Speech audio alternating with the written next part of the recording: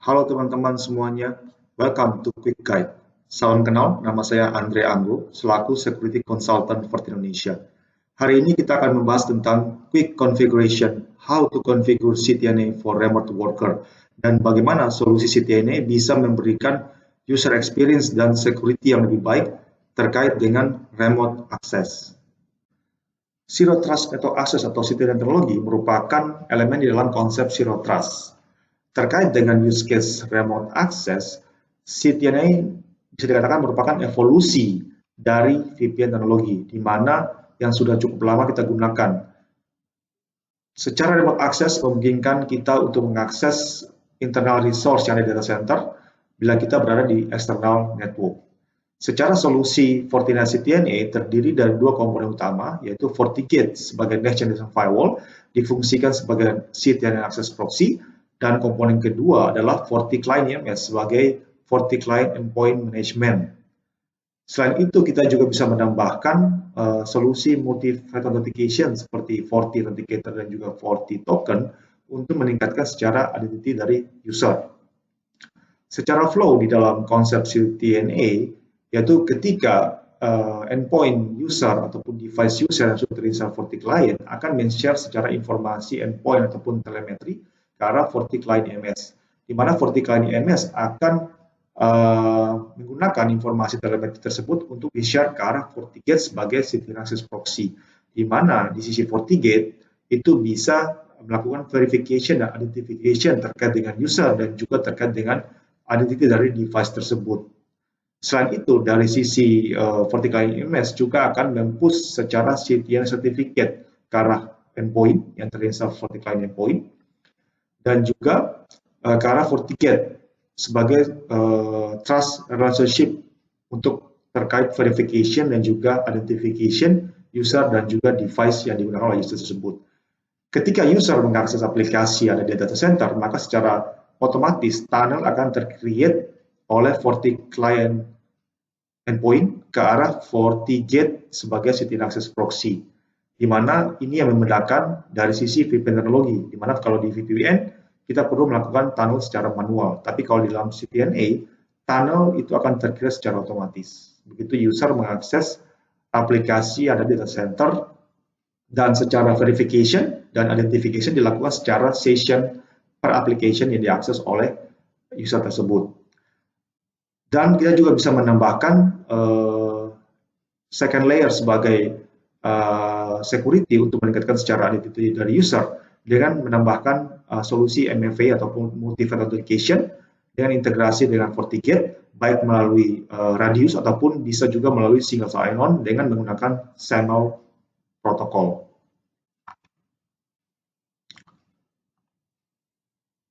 Ini adalah lab diagram yang digunakan di dalam demo ini, di mana ada user yang istilahnya berada dari external network, dia ingin mengakses internal application yang ada di dalam data center, baik berbasis web application dan juga aplikasi yang berbasis TCP seperti RDP dan juga SSH, di mana secara CTNA solution itu bisa di-provide dari sisi FortiClient dan juga FortiGate sebagai CTNA Access Proxy. Selain itu, di sisi internal terdapat FortiClient EMS sebagai manajemen dari FortiClient Endpoint, Architectory, dan juga server internal yang akan diakses oleh remote user.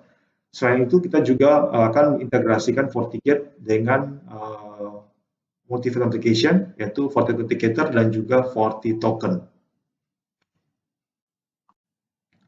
Untuk konfigurasi Fortinet CTNA terdiri dari dua komponen utama, yaitu yang pertama adalah FortiGate sebagai CTNA Access Proxy. Ini adalah web manajemen dari FortiGate. Yang kedua adalah FortiClient EMS sebagai manajemen dari FortiClient Endpoint yang akan diinstal di endpoint user.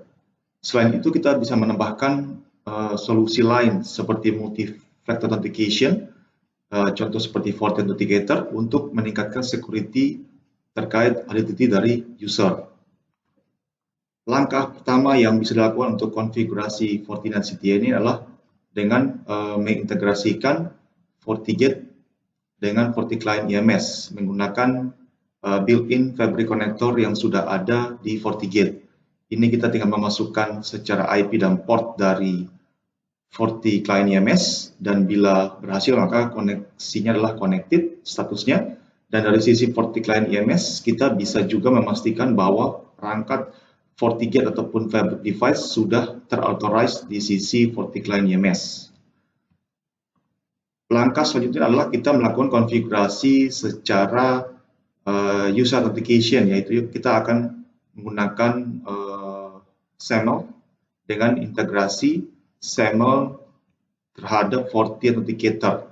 Jadi kita akan konfigurasi FortiGate sebagai service provider dan Forti Authenticator sebagai identity provider di dalam SAML Authentication.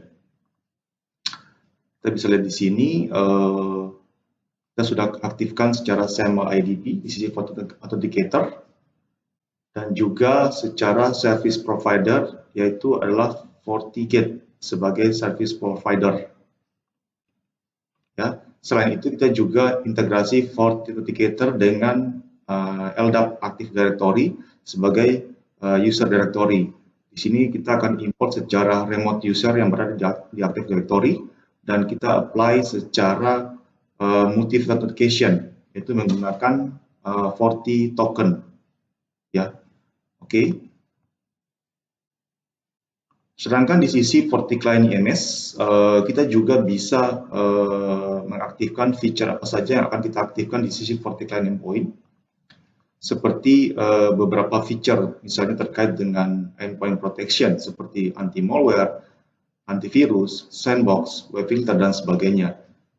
Di dalam demo ini saya akan fokus terkait dengan CTNA, di mana untuk CTNA sendiri saya juga sudah aktifkan ya di sisi FortiClient EMS. Dan terkait dengan CTNA rule, kita juga bisa melakukan konfigurasi dari EMS dan kita push ke FortiClient Endpoint. Sebagai contoh, di sini saya sudah konfigurasi dua services yang akan di-allow secara akses remote, yaitu RDP ke Windows Server dan juga SSH ke internal perangkat kita. Selain dari sisi profile, kita juga bisa mengaktifkan Zero Trust Tagging. Jadi tujuan dari Zero Trust Tagging ini adalah melakukan pengecekan terkait dengan identity dari device ya, dan juga atau terkait dengan device posturing. Di sini saya mengkonfigurasikan bahwa device yang digunakan user itu harus join domain ya. Dan kita juga bisa menerapkan parameter lain ya, tergantung dari kebutuhan. Di sini saya contohkan device harus join domain. Yang kedua, device tersebut harus berbasis operating system Windows 10. Oke. Nah, setelah device terkoneksi dalam FortiClient EMS, maka kita akan mendapatkan informasi endpoint yang di-share dari FortiClient Endpoint ke arah FortiClient EMS terkait dengan telemetri yang bisa digunakan oleh FortiGate. Nah, di sini kita bisa lihat secara Zero Trust Tag sudah cocok atau match dengan identitas dari device yang digunakan oleh user tersebut. Dan suatu hal lagi terkait dengan device checking ataupun identity device adalah FortiClient EMS akan mempush secara CTNA certificate dari sisi EMS ke arah FortiClient Endpoint dan juga FortiGate sebagai trust relationship antara FortiClient Endpoint dan juga FortiGate pada saat melakukan identification dan verification. Di sisi FortiGate kita akan konfigurasikan terkait dengan authentication ya, authentication scheme, di mana tadi kita sudah konfigurasi secara SAML dan kita akan konfigurasi secara user group ya, dengan istilahnya menggunakan SAML authentication yang tadi, di mana sini saya sudah create user group yang kita ambil secara authentication dari SAML ke arah Forti Authenticator ya. Dan selain itu juga kita konfigurasi untuk authentication scheme ya. Jadi di sini saya sudah konfigurasi authentication scheme menggunakan SAML ke arah authenticator, dan juga kita akan aktifkan secara authentication scheme itu di authentication rule ya dalam CTNA. Okay. Dan selain itu kita juga perlu mengenable authentication setting ya. Jadi ini akan kita gunakan authentication scheme yang tadi dengan menggunakan captive portal dari Vertiga sebagai service provider di dalam SAML authentication. Setelah itu kita akan mengaktifkan secara CTNA server ya. Jadi ini adalah server yang kita load secara akses dari user yang melakukan remote access. Sebagai contoh di sini adalah satu web server. Saya sudah create ya. Jadi dia akan mengakses ke dalam web server di dalam internet network kita dengan melakukan akses melalui VIP ataupun external IP, di mana Vertiga sebagai CTNA Access Proxy. Server yang lain adalah server yang berbasis TCP. Jadi contoh misalnya menggunakan RDP dan juga SSH ya untuk mengakses internal server dan juga internal device yang ada di dalam network kita. Setelah itu kita melakukan konfigurasi secara CTNA rule ya. Jadi ini untuk mengallow akses dari remote user ke dalam internal network kita. Nah, di sini kita bisa lihat bahwa yang user akan melakukan remote access, di mana dia harus melakukan authentication menggunakan SAML, dan di sini juga dia harus provide secara multi-factor authentication, dan selain itu kita juga mengenable namanya CTNA tag. Jadi ini untuk melakukan device posturing yang terkait dengan identitas dari device, apakah dia join domain ataupun dia berbasis Windows 10 secara operating system. Dan bila memenuhi, baru kita akan allow secara akses ke CTNA server tersebut. Hal yang sama juga kita terapkan untuk server berbasis TCP, misalnya RDP dan juga SSH. Oke, nah di sini saya sudah menyiapkan satu endpoint yang istilahnya mengakses internal resource dari external network ya. Oke, nah ketika kita install VertiClient endpoint pada endpoint, ya, di mana secara status dia sudah terkoneksi. Di sini kita bisa lihat secara status terkoneksi ke dalam IMS, dan juga secara CTNA rule kita juga sudah melakukan konfigurasi dari IMS dan di-push ke arah VertiClient endpoint. Dan di sebelah kanan sini adalah VertiToken sebagai multi-factor authentication yang sudah diaktifasi di sisi mobile phone dari user tersebut. Oke, dan selain itu dari device posturing terkait dengan CTNA tag tadi, di sini device yang digunakan adalah device yang join domain dan juga menggunakan operating system Windows 10. Oke, kita akan coba melakukan akses ke internal web application.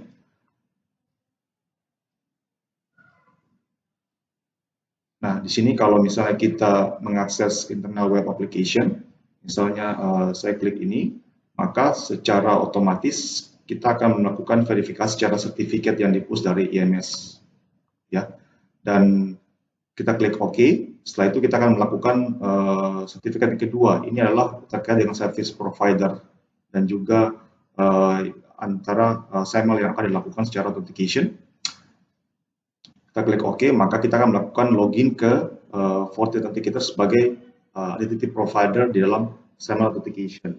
Kita memasukkan user credential yang ada di Active Directory, dan juga secara otomatis begitu kita enter, maka kita akan diminta untuk memasukkan secara multi-factor atau two-factor, yaitu menggunakan VertiToken yang sudah terinstall di sisi device dari mobile phone dari user. Jadi saya akan approve, maka secara otomatis secara authentication akan berhasil, dan kita langsung bisa mengakses internal web application yang berada di sisi data center.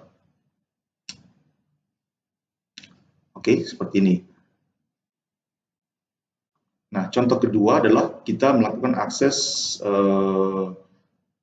aplikasi berbasis RDP ya. Jadi kita melakukan remote access ke dalam Windows Server, dan kalau kita login, maka kita akan diminta untuk melakukan suatu proses authentication lagi ya, di mana di sini akan diminta untuk melakukan login lagi ya dari sisi SAML, di mana user akan memasukkan credentialnya yang ada di Active Directory, dan begitu dia enter, maka dia akan diminta juga untuk melakukan approve ya, jadi notifikasi yang sudah didapatkan dari sisi Forti token ya. Jadi kalau saya approve, maka secara authentication multifaktornya berhasil dan user tersebut bisa melakukan akses secara RDP ke Windows Server seperti itu ya.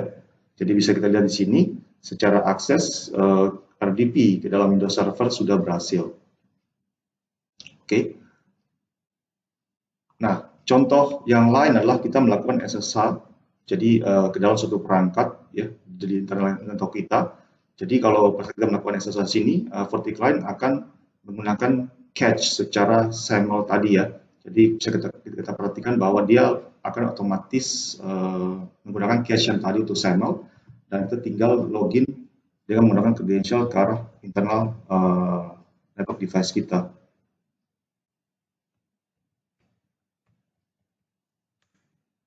Nah, kita lihat di sini kita sudah berhasil mengakses internal network device. Oke, jadi secara authentication menggunakan SAML sudah berhasil dengan menggunakan Forti Client dan juga FortiGate sebagai CDN Access Proxy. Dan untuk melakukan verifikasi terkait dengan user tadi ya, misalnya dia sudah berhasil melakukan login, kita bisa melakukan monitoring di sisi FortiGate bahwa kita melihat secara usernya ini sudah login menggunakan CDN yang tadi. Dan dari sisi Forti Authenticator, kita juga bisa melakukan pengecekan secara audit log untuk memastikan bahwa user tersebut sudah login dan juga menggunakan multi-factor authentication tadi, seperti itu. Jadi kita bisa lihat secara login yang digunakan oleh user terkait dengan multi-factor authentication. Oke, jadi bisa dilihat di sini bahwa CTNA memberikan suatu experience yang lebih baik di sisi remote user, di mana tidak perlu melakukan create VPN tunnel secara manual, tapi secara otomatis tunnel akan di-create dari sisi Forti Client ke arah FortiGate sebagai CDN Access Proxy, dan remote user bisa mengakses aplikasi dengan menggunakan internal IP yang biasa digunakan di sisi internal. Dan juga dari sisi security, kita bisa melihat bahwa di dalam konsep CTNA akan dipastikan secara identity dari user dan juga secara identity dari device ya, terkait security juga untuk meningkatkan secara keamanan di sisi user dan juga endpoint atau device yang digunakan oleh remote user. Demikian configuration dan demo terkait dengan Fortinet CTNA. Semoga quick configuration ini dapat bermanfaat bagi teman-teman dalam mengimplementasikan produk Fortinet di dalam lingkungan IT organisasi. Jangan lupa untuk like dan subscribe YouTube Fortinet Indonesia untuk bisa mendapatkan informasi up-to-date dari series Quick Guide. Untuk pertanyaan lebih lanjut, teman-teman bisa menghubungi kontak person yang tertera di description YouTube ini. Terima kasih telah menyaksikan Quick Configuration Configure CTNA for Remote Worker. Saya Andre Anggo, pamit undur diri. Sampai jumpa di video selanjutnya.